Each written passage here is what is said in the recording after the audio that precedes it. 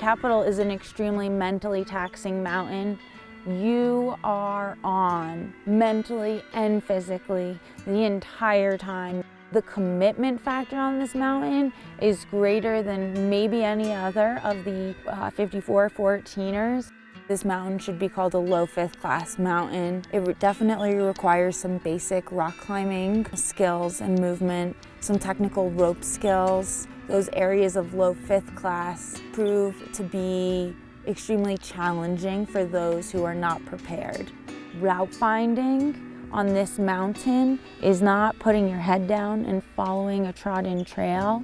You really have to look up and have a basic sense of mountain awareness that only comes with time and experience. When you are being chased by a thunderstorm down the knife edge on Capitol, you don't have time to, pull out your printout from 14ers.com and read several paragraphs of where to go next. You have to have a sense of where you've been, where you're going, and be able to move quickly.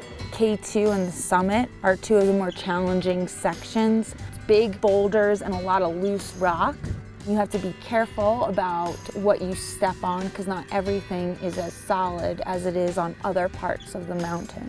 There are several different ways to go up and over K2 as well as the summit. Paying attention to the route finding there is the most important. If there's any threat of weather, if there's any worry about technical difficulty, you should turn around before you go up and over K2. The knife edge is actually some of the most solid rock on the mountain. How we move across the knife edge with clients and how many recreational climbers could easily do so is tying into both sides of the rope and counterbalancing each other on either side with hands on the top of the knife edge, moving yourself across, and there are typically good footholds below.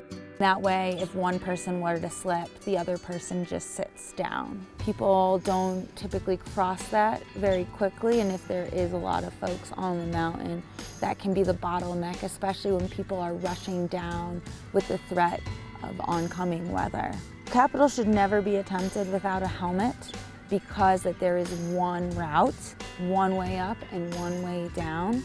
People are oftentimes climbing above each other and can knock rocks down. There is no shortcuts off this mountain. You have to go back the way you came up.